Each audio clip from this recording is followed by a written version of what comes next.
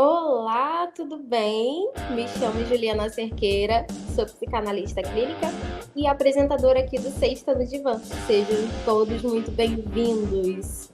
Bem, hoje o tema é filhos versus saúde mental. Sexta no Divã, o seu podcast com um time de psicanalistas mais insanos da atualidade.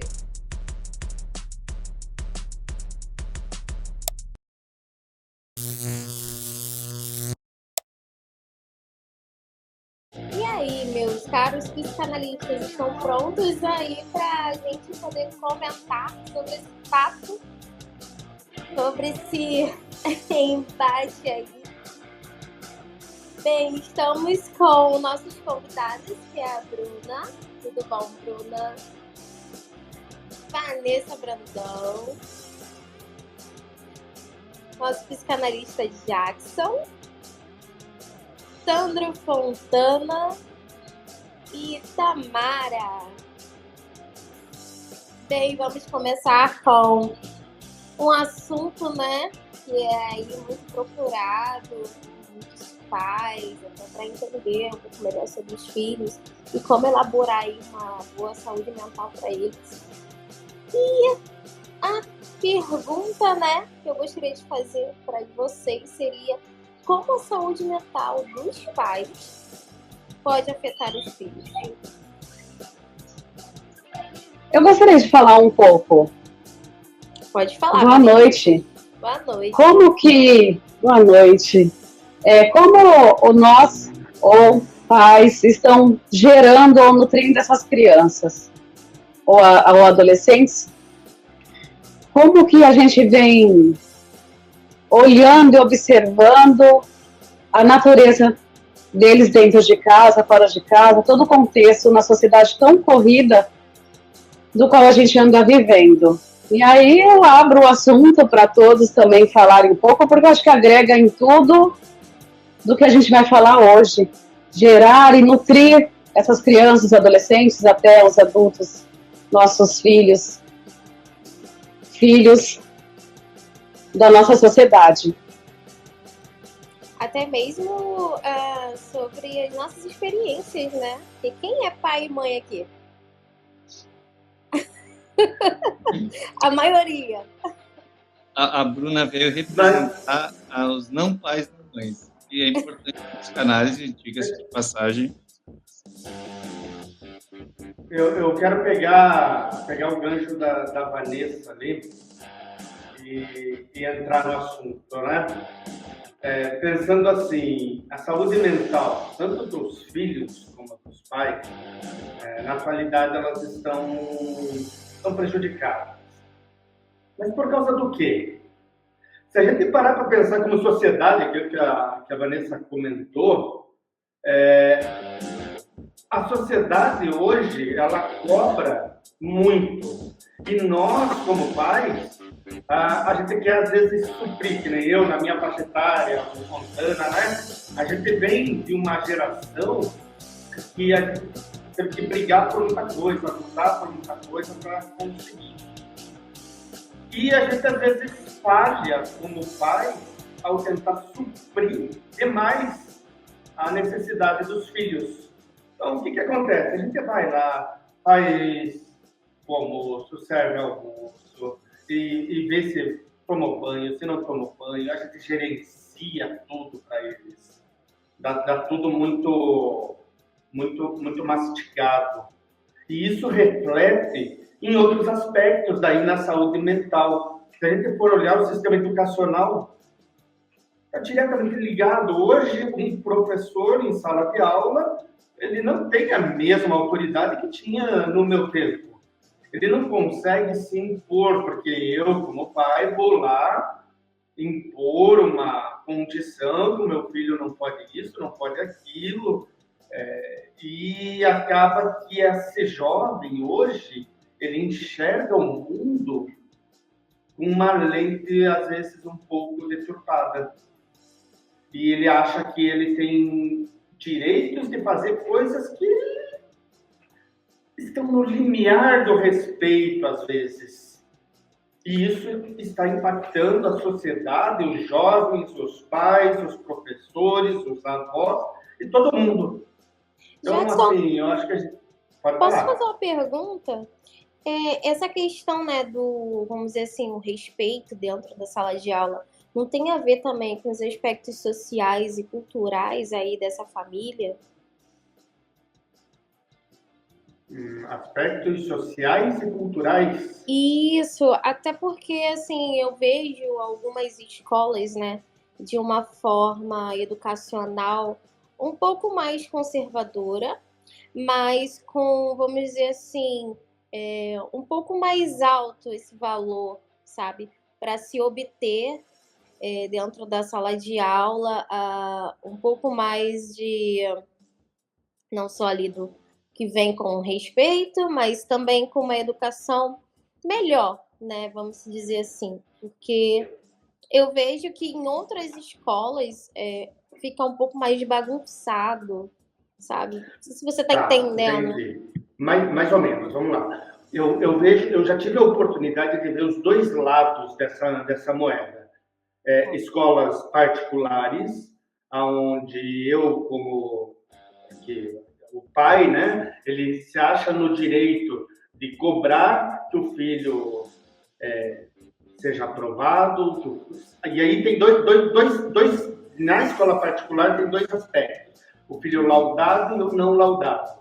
O laudado, ele tem que passar porque eu estou pagando e ele tem um laudo.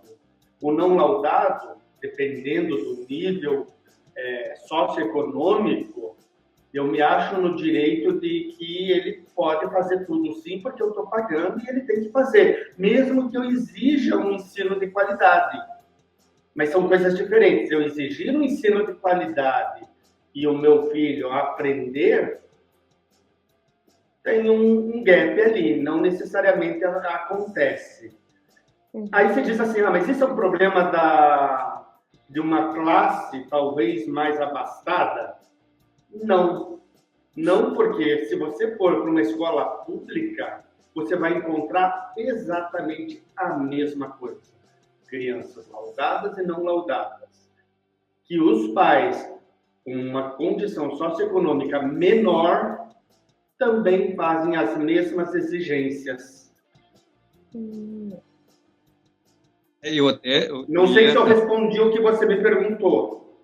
Sim, respondeu. Só não imaginava. Eu também queria aproveitar esse gancho. Eu dividiria em dois tipos, né, dessa questão. Eu acho que existe um fator que a família influencia quando a família não está bem estruturada, né, ou tem problemas. Então, um ponto que eu quero resumir assim, que muitos pais levam o filho para fazer um tratamento e o problema está nos pais. O filho, ele é o reflexo daquele ambiente, né, na qual os pais estão querendo isso para ele. E aí que eu divido em duas partes. Você pode ter pais problemáticos, vamos supor alguém que tem o pai ou a mãe, né, psicótico, com algum caso, se mais de bipolaridade, por exemplo. Tá? Imagina como vai ser o crescimento dessa criança nesse ambiente, o desenvolvimento na adolescência, né? E assim, podia ser uma neurótica, o que eu digo é quando a pessoa já tem, né, uma psicopatologia. Então, isso é um dos casos. E o outro é a parte mais difícil de lidar, eu acho, para a gente, psicanalista, para quem está assistindo, é aquela parte subconsciente que é injetado na sua mente, até no consciente coletivo, do que é o certo e o que é o errado. Então, assim, a sociedade, ela gera problemas para ela mesma quando você tem alguns líderes que geram movimentos, esses movimentos dizem que isso é o certo e que é o errado. E aí, é como o Jacques falou, a gente, às vezes, na condição de pai, a gente começa a cobrar demais. E aí, depois eu vou entrar mais para frente para poder falar. Também... Vamos deixar a Bruna falar, que ela quer falar também. Fala ela tá ali, doida para falar. Então, pessoal, boa noite.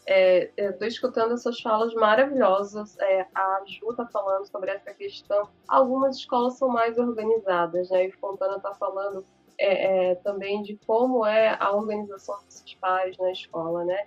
E o Jackson está falando de escolas particulares, de escolas públicas, né? Então, além de psicanalista, eu sou arte educadora, eu tenho bastante experiência com escolas particulares, com escolas públicas, e o que eu vejo talvez, para a gente conseguir contextualizar e compreender, a gente precisa entender a matriz das coisas, né? Então, temos escolas tradicionais, né? Então, quem tem 30 e poucos, 40 e poucos anos, muito provavelmente estudou na escola tradicional. Então, hoje em dia, ainda temos escolas tradicionais, mas temos escolas socio-interacionistas, montessorianas, e que têm diversas abordagens educacionais distintas. Então, quando Ana falou o que é certo e o que é errado, a gente fica um pouco confuso, é natural. Então, o certo, ele vai ser o que se adequar para aquela criança e o que funcionar para aquela família. Mas, dentro da sala de aula, vem crianças que não estão desde pequenas, desde o maternal, naquela linha que a escola coloca, né? Então, a escola está, digamos assim, não pregando, mas numa dinâmica educacional X. Então, chega aquela criança com uma dinâmica Y da outra escola. Então, sim, existem conflitos ali. Então, a questão é que a escola ela precisa ser vista, né, para esses pais terem saúde mental, como agregadora e não como educadora sozinha. Então, por exemplo, a gente tem uma sociedade onde os pais precisam trabalhar e às vezes muito cedo, então deixam seus filhos às vezes até um pouco antes de começar o horário das aulas. Então, os filhos chegam cedo, ficam esperando junto com outras crianças e alguns funcionários que chegam mais cedo. E às vezes essas crianças, quando fecham a escola, não vão embora, elas ainda ficam aguardando. Então, a escola, ela não é um depósito de crianças, ela não deve ser. E a criança, é importante que ela também não se veja como um objeto de um depósito, ela é uma criança. Então, é importante que escola, professores e pais estejam afiados juntos para gerir como vai funcionar a educação em casa e dentro de sala de aula, para que exista o respeito e para que fique alinhado, né? Então, se vem uma criança de outra escola e a escola funciona de forma determinada, é uma escola socio-interacionista, é importante, por exemplo, que a criança entenda que não é a nota que vai valer exatamente ali, mas toda a participação, toda a construção, também a questão do afeto. Então, é preciso que escola e pais estejam juntos. Bruna, eu queria aproveitar, né, um gancho e te perguntar, você como arte educadora, né, e psicanalista, eu tenho a impressão, acontece, né, que muitos pais que vêm, né, trazendo a demanda dos seus filhos para a clínica, eles também vêm com essa mentalidade de que o psicanalista, ou psicólogo, terapeuta, enfim, precisa educar os filhos, entende? Então, fica ali, né, aquela situação que precisa explicar, né, de uma forma branda, né, porque muitos já vêm com essa ideia de que o psicanalista vai educar, mas precisa falar, né, com esses pais e como falar e como explicar para eles a diferença, né, do que é ser, né, o trabalho do psicanalista ali para aquela criança ou adolescente, o trabalho da escola, porque é um conjunto que a gente também precisa buscar, né, sobre como que está acontecendo dentro da escola e como auxiliar eles também dentro de casa. Então, é preciso, Ju, que tenha um canal aberto, que não haja uma rigidez nessa comunicação. Quem pode, por exemplo, fazer essa intermediação é a coordenação escolar. A coordenação escolar, ela vai ser a responsável por essa ponte entre aproximar um professor que, por exemplo, está tendo alguma dificuldade com o aluno em sala, o aluno está com problemas de aprendizagem, o aluno ele não está tendo o rendimento esperado para a idade dele. Então, o encaminhamento profissional, o encaminhamento terapêutico para essa criança, ele é importante que passe por essa coordenação, não que seja uma tomada de decisão diretamente de um professor, porque essa decisão ela cabe apenas aos pais. Mas para isso é muito importante esse canal aberto, essa comunicação e esse intermédio de uma coordenação escolar efetiva. A Tâmara quer falar, mas depois eu quero falar também, eu quero falar muito. Eu queria só complementar uma coisa antes, Fontana. Trazendo para a psicanálise, Ju, Bruna, a gente tem que entender o seguinte, que Freud ele coloca que a família é o primeiro base estrutural do sujeito. Então, assim, como psicanalista, num cenário desse, a gente tem que trazer para essa família, e essas famílias são as mais diversas composições possíveis, né? De que a responsabilidade pela estrutura psíquica, pelos comportamentos dessa criança e desse adolescente, começam na estrutura familiar. Acho que o Fontana comentou, né, Fontana, lá no começo, se essa família estiver desestruturada, não é a criança que está com problema. Às vezes a gente leva o filho para o psicólogo com uma queixa, mas na realidade, de quem é essa queixa? É dos pais, Tá? Exatamente. Esses pontos que eu quero entrar. Vai lá, Fontana. Palavra sua. A Tâmara quer falar, deixa ela, senão eu falo muito. Olá, boa noite, pessoal. É um prazer imenso estar aqui com vocês. E colocando aí, puxando um pouco do gancho que o Jackson falou, da Bruna, o que Lacan falou em 1930 foi que a autoridade ia cair do pai, a lei ia cair. E nós somos a geração onde acontecia isso. Então, essa autoridade que falta, ela não é da escola nem particular, nem na pública, ela é uma autoridade que falta na sociedade. Então, quando essa lei cai, é difícil, né, para os educadores aí, quando a criança chega na escola sem lei, sem autoridade, sem responsabilidade, sem saber das suas obrigações, é difícil para a escola inserir nessa criança todo esse contexto que não é função da escola, que é a função realmente aí que o Jackson falou, a função é da família, né? Então, o que acontece? Essa autoridade, ela cai no social como um todo, essa lei cai, e nós estamos sofrendo essas consequências disso, a nossa geração. Como lidar com isso? E as crianças, elas precisam ter um livro muito interessante, que é A Criança e o Reizinho, A Majestade e o Bebê. O bebê, ele precisa perder a majestade dentro daquela família. E o que a gente está vendo agora é que essas crianças, elas não perdem essa majestade, elas não sabem, elas ainda são aquela majestade bebê, né? Que é precisa essa fase, que é muito importante, que ela seja a majestade, né, dessa casa mesmo, para ela ser cuidada, mas ela não perde isso ao longo do tempo, como deveria perder. Ela continua sendo a majestade. Então, assim, quem está ditando a lei dentro dessa casa? Essa criança. Geralmente, uma família desestruturada, às vezes é a criança que está mandando na casa. Isso. A lei está vindo de quem? Dessa criança.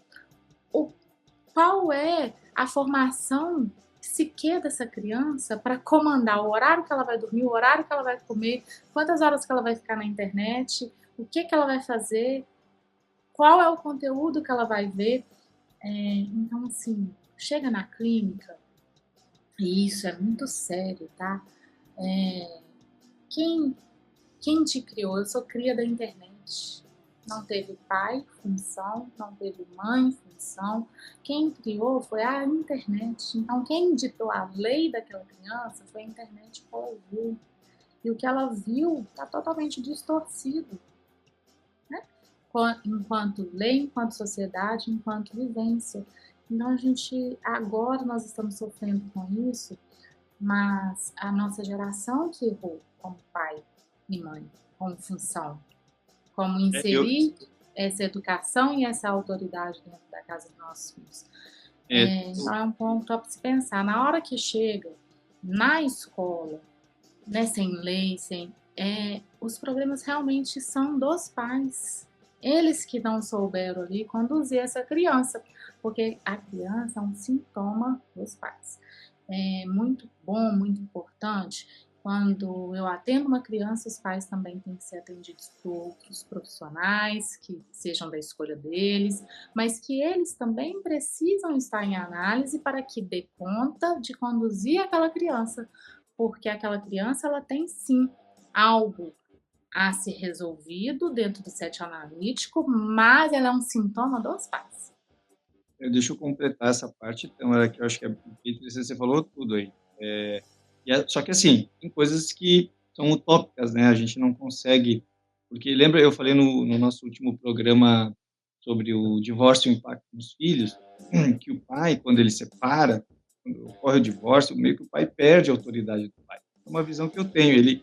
Ele não é o mesmo pai daquele que se estivesse dentro de casa atuante, tá?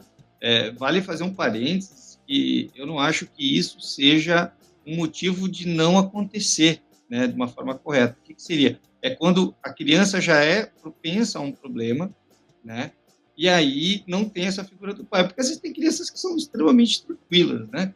Então, nós estamos falando dos casos assim que são os problemas, porque a criança que é tranquila, ela acaba se adaptando com isso, né, pelas próprias sofrimentos, às vezes, da mãe. Cada criança é uma criança, né?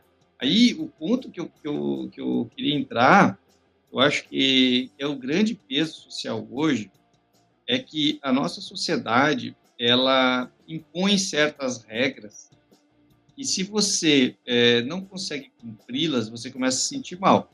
Vou dar esse exemplo também. Eu vou dar um exemplo de aberrações. Até antes, eu estava conversando com a Vanessa para contar as histórias aqui. Você já ouviu, mas olha que interessante.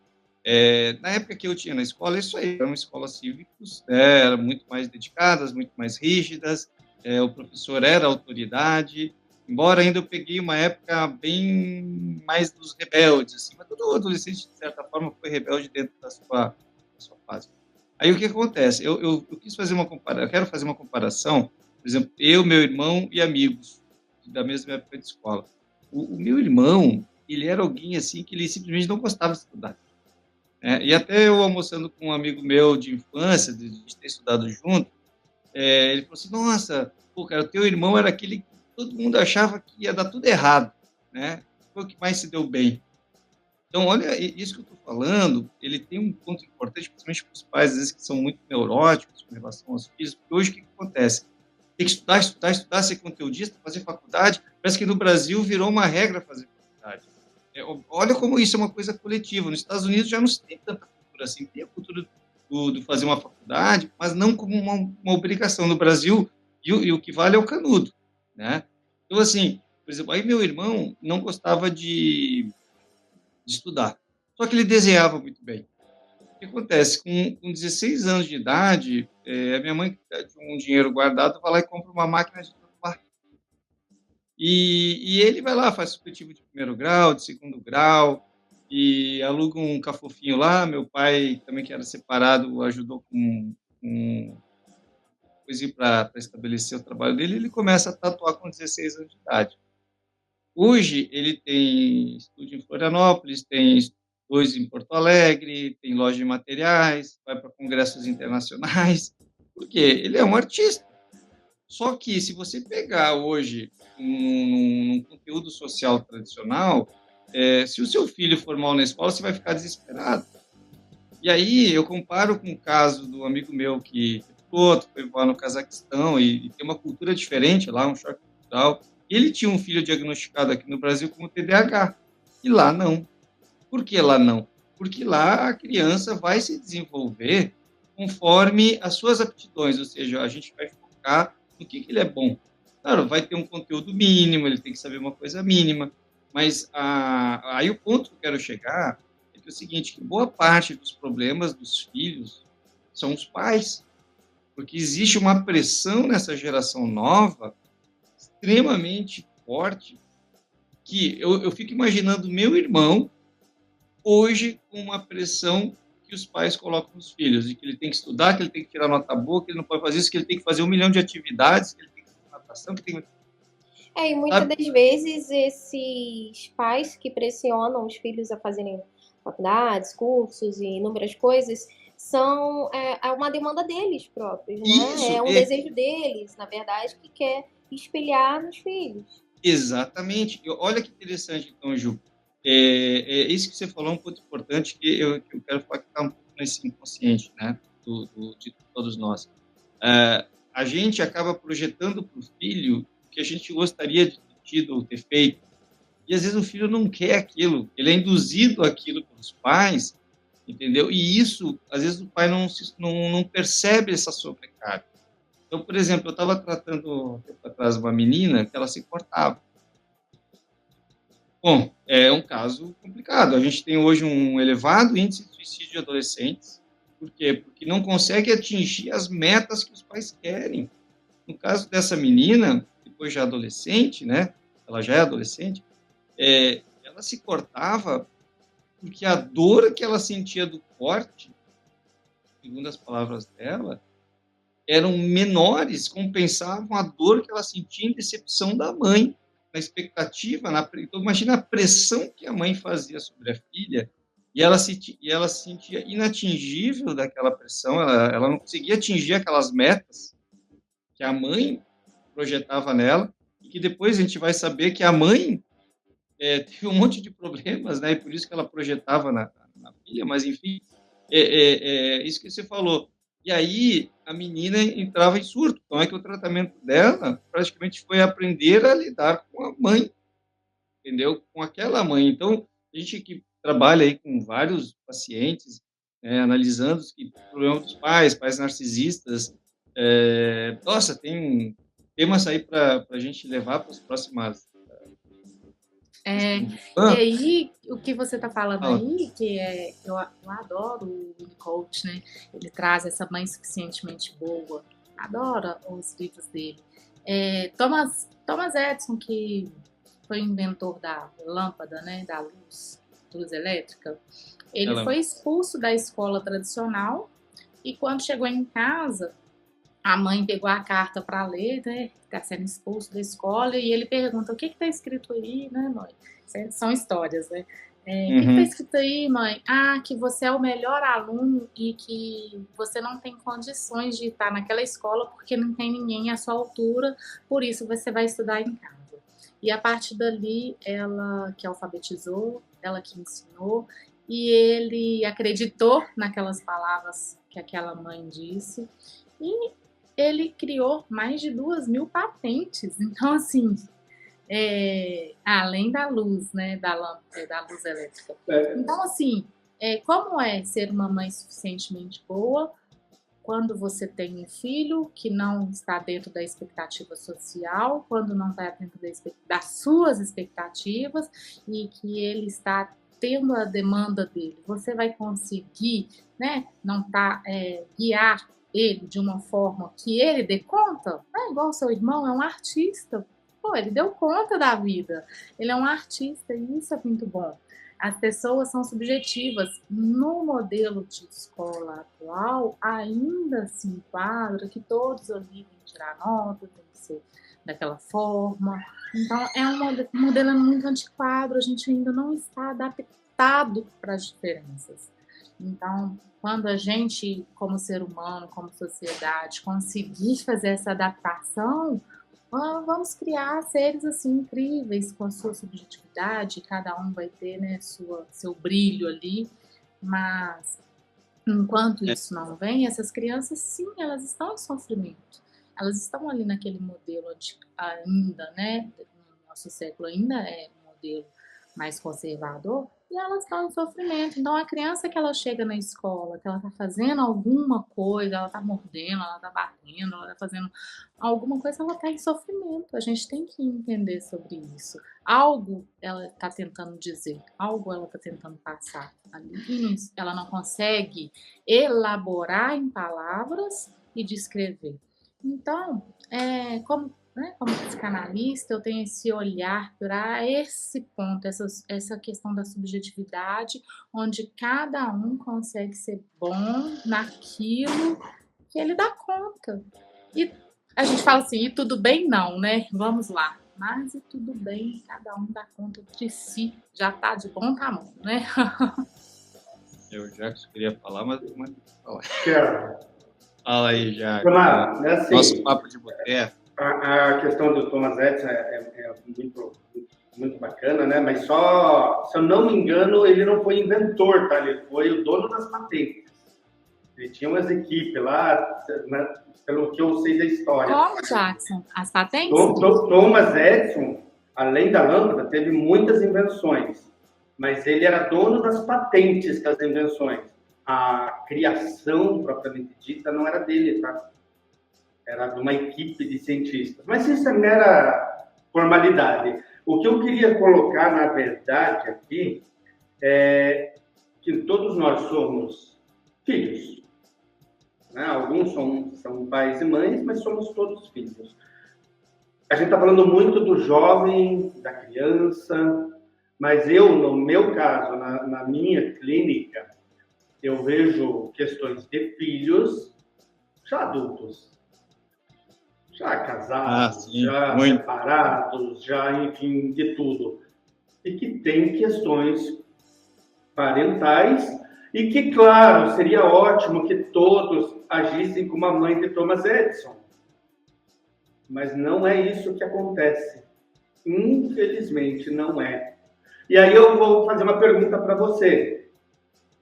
Como que a gente faz com, sei lá, vamos aqui hipoteticamente colocar aqui, uma mulher de, sei lá, 50 anos, cuja mãe ainda a maltrata e a despreza. Ela não dá esse apoio, esse carinho, esse afeto. E isso causa uma questão nessa pessoa.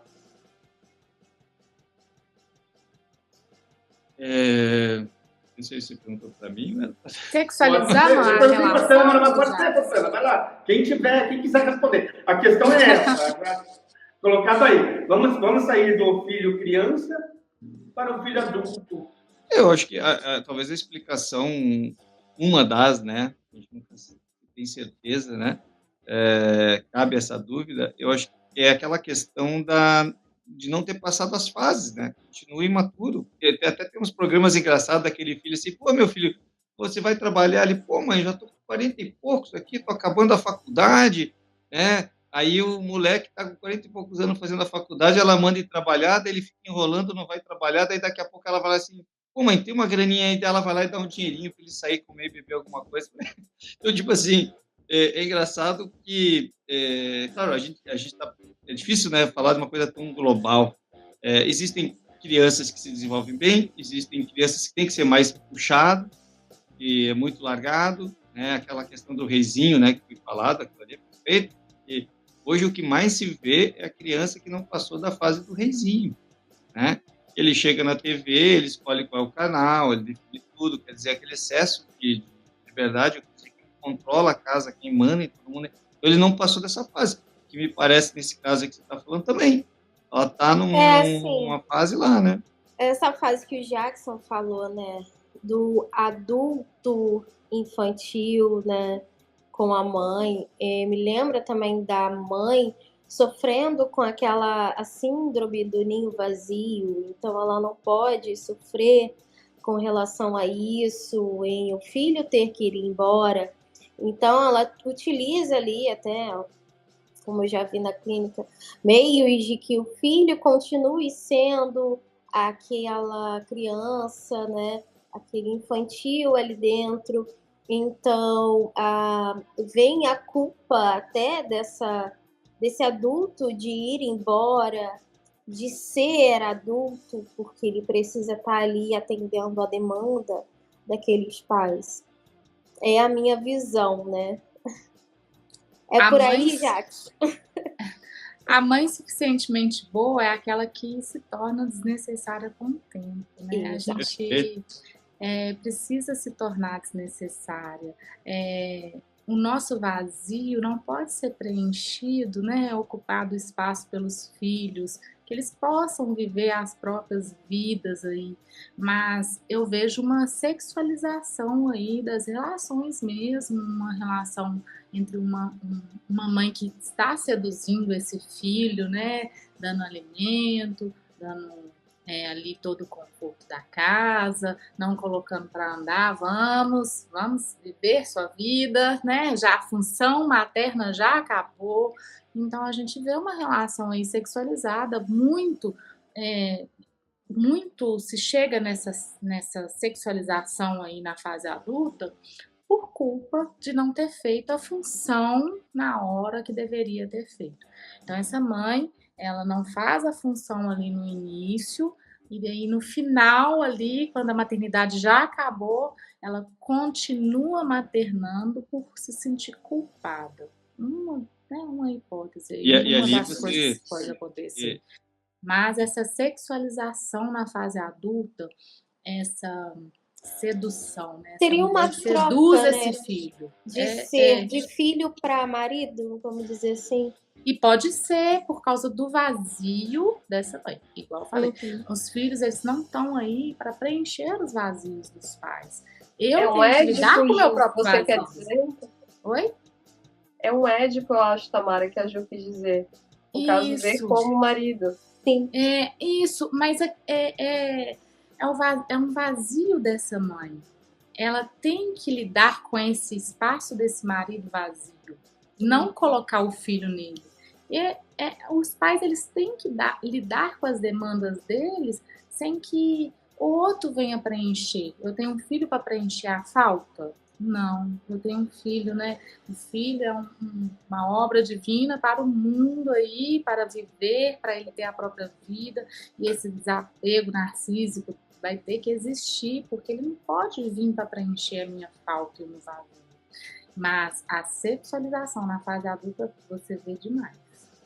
É por isso eu só vou reforçar um pontinho que eu acho bem importante. Isso a Tamara já tinha falado, todos nós sabemos, para quem está assistindo, quando vai levar o filho para fazer um tratamento, um problema, vai ter que fazer com a família.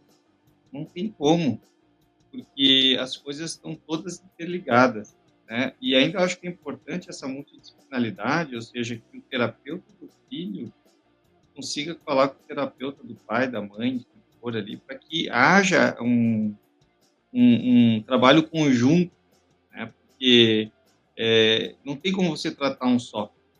A não ser que, claro, seja um caso, né, não adentramos naquele caso de drogado, alcoólatra, talvez exija alguma coisa mais rápida, mas aqueles problemas geral que as famílias têm, né, eu digo problemas usuais aí que todo mundo tem, todo mundo reclama das mesmas coisas, né, não adianta fazer um tratamento só, né. Mas existe também, Fontana, aproveitando esse gancho, né, é possível que essa mãe, né, ela acabe transferindo a falta de marido com filho, mas a nossa sociedade atual, ela é feita em grande parte por mães solos, né? Então essas mães criaram esses filhos, esse marido, ele bateu asas e voou, não voltou mais, foi comprar açúcar, alguma coisa do tipo, naquela época, uns 20 anos atrás, e hoje esse filho é um adulto. Então, também existe a inversão. Então, esse filho, em boa parte, ele pode se sentir responsável pelo sustento dessa mãe, sim, assumindo esse papel de provedor do lar. Então, é importante o trabalho, talvez, uma sugestão, da terapia familiar. Então, abraçando a causa dessa mãe e desse filho, que, por exemplo, que não namora, que não se casa, que não pensa em ter filhos, porque ele continua sendo filho e a mãe continua sendo a mãe. Só que quem provém esse lar é ele, né? Então, é importante que esses valores invertidos, que talvez eles não sejam convertidos ao ideal do padrão, que seria o filho ter a sua maioridade, procurar a sua estrutura familiar, sair de casa, seja morando sozinho ou não, mas por que ele fica lá? Então, é algo que realmente precisa ser trabalhado. Então, se ele realmente precisa sair de casa? Talvez não. Então, talvez essa estrutura familiar ela possa funcionar, mas não como um Édipo, né? Não como essa mãe vendo esse filho como o marido que não está lá, preenchendo essa lacuna, né?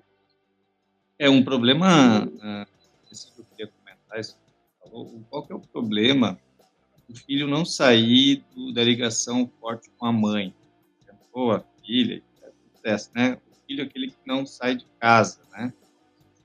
O problema é que um dia a mãe e o pai vão morrer. E como é que esse ser vai lidar com tudo isso? Entendeu? Então, assim, é aquilo que eu defendo sempre. A natureza é perfeita. O ser humano é que fica as neuroses dele estragando o ritmo das coisas. A natureza, ela tem sua sequência. O ser humano tenta colocar coisas culturais no meio, né? Não digo que é de forma consciente, a gente está falando do inconsciente, né? A psicanálise vai tratar o inconsciente da pessoa para que ela encontre sinalizações positivas, encontre um caminho e direcione a sua vida para algo melhor, se conheça mais, né? Então, assim, qual que é o problema disso daí? Um filho que não sai da casa da mãe, do pai, que fica dependente a vida inteira. É hora que eles vão morrer. Eu já vejo de outro ponto. Pelo que o Jackson fala, dessa mãe com essa idade, dentro dessa estrutura, a simbiose que foi falada agora há pouco pela Tamara sobre o objeto, né? Então, como que essa simbiose está tão linkada um ao outro e qual a importância da psicanálise entrando nesse campo, se descodificando um do outro como sujeito único do seu ser. Então, como o Jackson falou, uma mãe de 50 anos e o filho ainda morando, residindo debaixo da clínica do vazio, né? E como que proporcionar essa saúde emocional nesse filho já adulto. Então, enquanto clínica, enquanto isso está dentro dos nossos consultórios e muito forte. Eu concordo totalmente com o Jackson, dessa forma de romper esse vínculo, esse laço, fortalecendo essa mulher, fortalecendo esse filho, para que ele possa se enxergar como um todo, e não como uma mãe tecendo ele o tempo todo, e o fim, como a Fontana falou, a finitude da maternidade, né? Perfeito, Vanessa, é exatamente isso. E olhando para a psicanálise, é onde que a gente trabalha?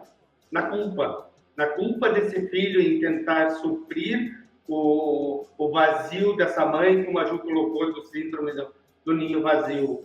Né? O que a Bruna citou ali também, acho que é exatamente isso. A gente tem que lidar com essas pessoas que chegam para nós, para que elas entendam que elas não têm uma culpa em sair. E eu sair não é necessariamente sair de casa, tá, Fontana? É simbólico isso, né, do sair de casa, mas é sair debaixo da asa. Independência. É diferente. Né? Então, a gente trabalhando essa questão da culpa e da necessidade de que ele é um sujeito com as suas necessidades, com as suas decisões, ele pode potencializar. Então, eu vou nessa linha da Vanessa, de potencializar e fazer com que essa pessoa ela consiga mostrar tudo que ela pode vir a fazer independente, né? Então, eu queria só pontuar uma coisinha que eu acho que é importante, você falou bem ali, a questão que eu falo da casa, mas aí você falando, eu pensei, existe um outro sentido também, né? Por exemplo, assim, como a gente fala, assim, mudar para o melhor sempre é mais fácil, todo mundo consegue, né? Mudar para o pior é que é mais difícil. Então, às vezes, eu não sei se vocês já conseguiram acompanhar a casa assim, deve ter acompanhado aí diversas experiências. Famílias muito com dinheiro, que perderam esse poder. Então, eu já, caso assim, já do passado, pessoa da filha, né? A filha que o pai era empresário, que não sei o quê, daí o pai morre, pronto, acaba o negócio.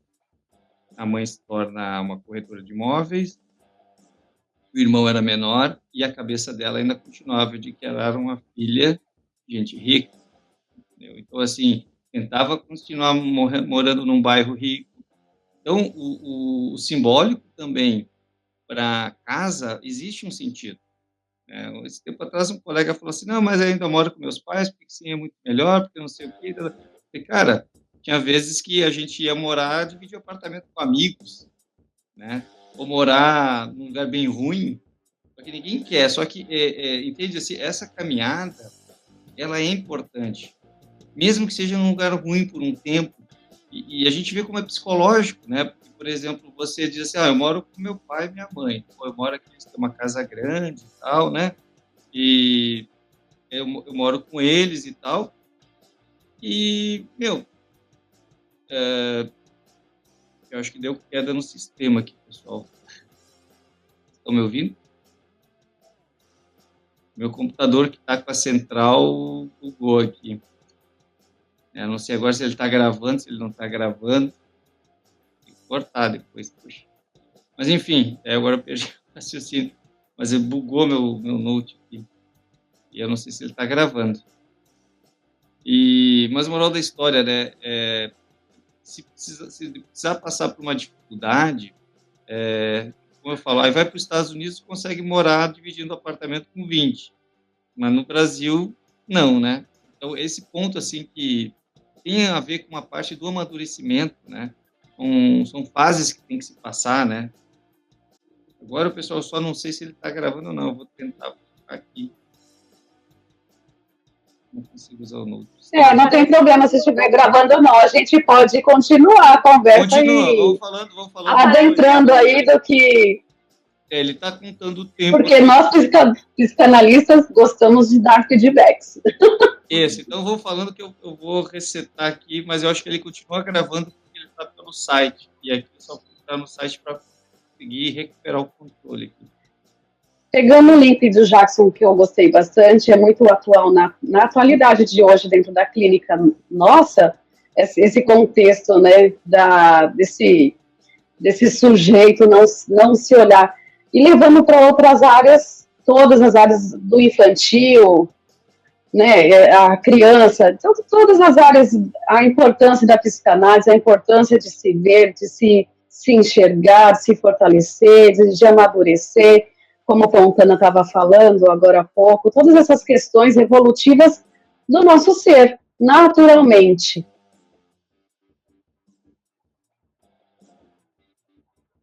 Qual é a próxima pergunta? Bem, nós já falamos tantas coisas, foi tão no embalo, né? Porque era basicamente, as perguntas eram sobre tudo que a gente falou, né? Sobre o comportamento dos pais, como é que afeta os filhos, como que a ansiedade e a depressão dos pais afetam os filhos, né? A gente podia também falar um pouco sobre isso, mas a gente já englobou tantas coisas assim interessantes que foi bem legal, sabe, essa conversa. Mas o direcionamento, né, final seria ideal agora para quem precisa, né, entender, né, como chegar, como modificar até essa demanda dos filhos, né, dessa necessidade dos filhos, como os pais devem agir, o que eles devem fazer, como procurar, né, um atendimento, qual o melhor atendimento. Quem pode falar? A partir do momento que a gente passa a se conhecer, Juliana, é neste momento que a gente pode dar um pouco, levar um pouco de conhecimento, né, essa análise para os filhos. Então, eu sugiro que se estiver tendo problema, né, em casa com os filhos, vá se conhecer o que está acontecendo, né? O que acontece com você? O que você não está dando conta? O que seu filho está sintomatizando dessa família, desse casal? Então, que os pais procurem fazer análise e que eu acho que deveria ser um direito institucional. Falava, vai ser pai, vai ser mãe, faz análise, por favor, antes. Mas, como não é assim que acontece, né, a análise também deveria ser, a criança deveria também, na escola, já ter acesso a esse tipo de conteúdo de análise, poder frequentar um psicólogo, um psicanalista, um ABA, uma coisa, né? Todo mundo tem esse direito aí, a gente sabe que não chega para todo mundo, mas se estiver tendo mesmo esse problema, que vá primeiro os pais, né? Para conhecer. Perfeito, Tamara. Exatamente. Porque a primeira coisa que tá tendo um problema em casa é vamos levar os filhos pro psicólogo, né? Eles precisam de terapia, mas esquecem que a estrutura familiar é ali o principal formação da psique da criança. Posso, só para dizer para vocês que deu tudo certo enquanto tema, já aproveitando então para uma dica assim, que eu deixaria para os pais foquem nas habilidades dos seus filhos, né?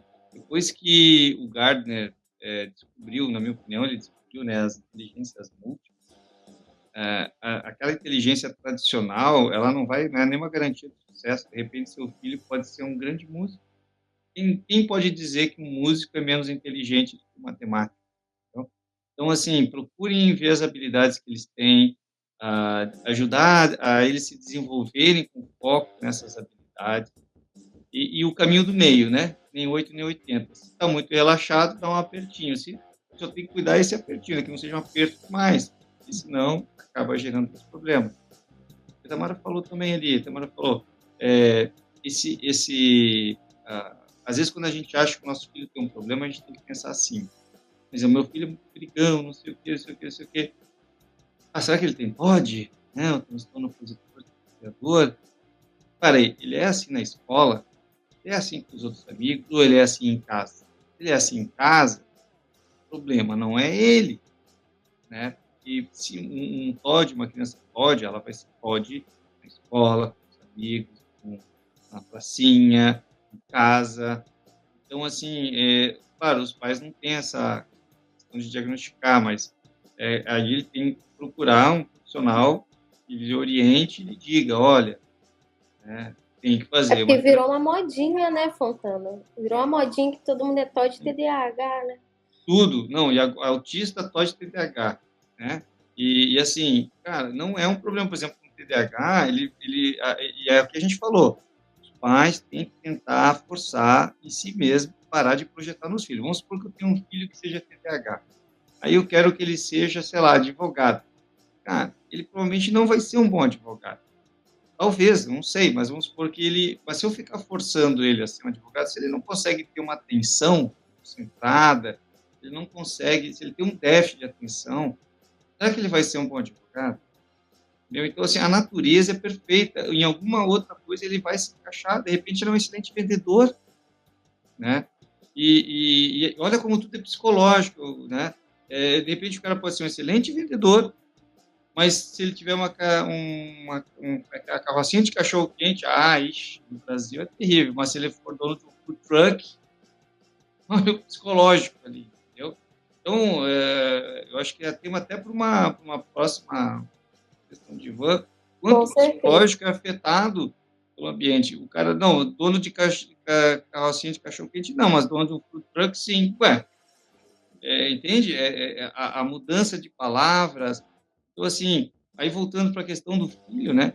Ele vai se achar, entendeu? O que a gente tem que fazer é parar de projetar nele o que eu gostaria que ele fosse. Meu sonho é que meu filho seja advogado. Cara, se ele tiver TDAH, pode ser que ele seja, pode, mas será que ele vai ser um bom advogado? Ele vai se encaixar. Ele, naturalmente, ele vai se encaixar na sociedade. De repente, ele pode ser um cara de design, ele pode ser um músico, ele pode ser, sei lá, mas ele vai se encaixar. Então, assim, os pais orientarem, ok, agora tem que cuidar porque a maior decepção vem dos pais. Seu filho podia ser isso. Às vezes não é, entendeu? É o exemplo da minha mãe. Minha mãe, olha como era a coisa da época, eu dei exemplo do meu irmão. Na década de 80, ser tatuador era uma coisa de bandido. Hoje não é. E meu irmão vai para congresso na Alemanha, que nem foi agora, foi para a China comprar container de produtos, foi não sei o quê, vai nos eventos. Hoje é super bem. Então, assim, mas a projeção dela era péssima para a época, né? Uma coisa, Fontana, que você falou aí, a gente precisa abandonar, abandonar ai, não fugiu a palavra aqui agora, mas para amar o real, né? Abandonar a expectativa que eu criei, do filho que eu criei, a ilusão, idealização, né, que eu fiz de um filho para amar o real. Isso acontece muito com a questão do autismo, das mães do autista. Primeiro, ela precisa matar a idealização de um filho e para amar aquele real. Quando ela consegue fazer isso, ela consegue ser essa mãe suficientemente boa, que dá para a criança aquilo que ela precisa, mas é o que ela dá conta também, né? A gente precisa entender sobre isso. Perfeito. Até um gancho antes que os outros colegas falem que vai acabar o tempo. O que você falou é perfeito. As mães, uma vez conversando com a mãe de uma filha autista, eu falei, mas para aí, você está sofrendo, ela não sofre com isso. Então, quando ela consegue exatamente esse caminho, né, que talvez podia ser também um motivo com outra questão de Ivan, mães de filhos autistas, podemos fazer um negócio assim, né? Quando elas percebem que ela projeta, ela não vive um real, enquanto ela não acordar, né, a vida dela vai ser ruim. E a do filho, às vezes, ruim porque ela sofre, né, e o filho vê ela sofrendo. Mas eu vou parar de falar.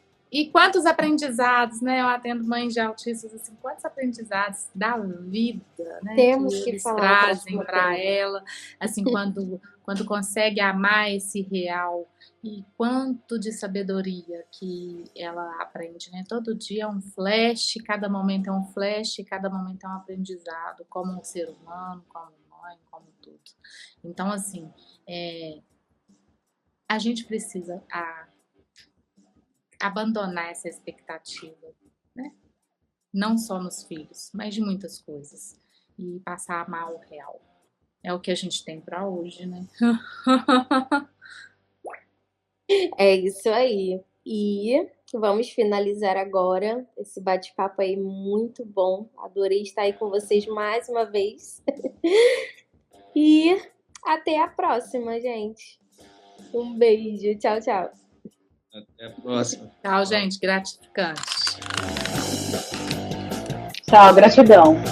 Sexta no Divã, o seu podcast com um time de psicanalistas mais insanos da atualidade.